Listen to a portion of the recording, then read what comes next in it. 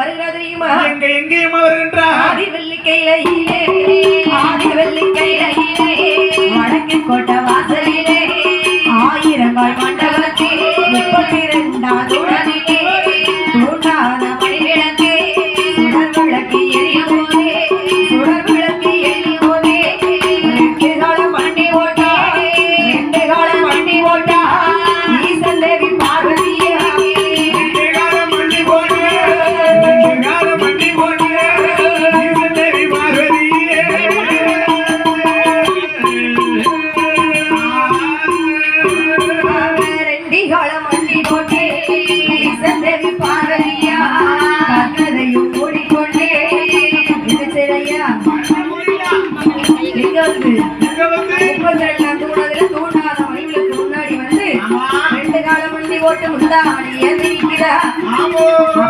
ஆண்டவனாகப்பட்ட சிவபெருமான் ஒரு பிள்ளையை கொடுக்க வேண்டும் என்றோ என்ன செய்கிறார் தெரியுமா?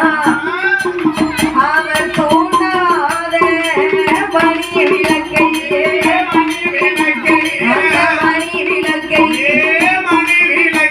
அவர் தோன்றினாரே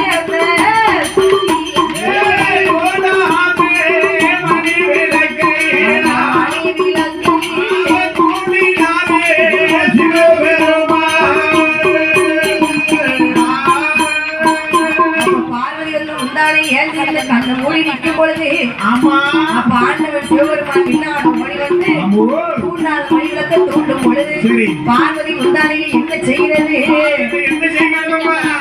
அங்கே ஒன்று போல ஒன்று சூட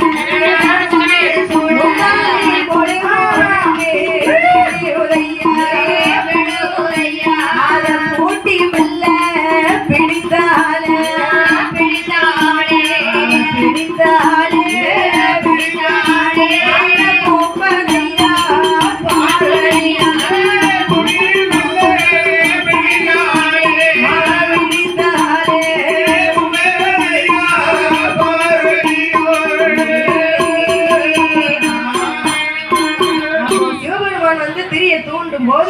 பார்வதி முந்தானை எந்திரிக்க பார்த்தீங்களா? முத்து போல 3 சுடர் மொழுமொழுன்னு விழுகுது. அப்பவும் பாத்தியா பகவான் இல்லாம அந்த பிள்ளை கிடைக்கல. அதுதான் ஆண்கள் இல்லாத ஆண் குழந்தை அகிலத்துல கிடையாதுன்னு சொல்லி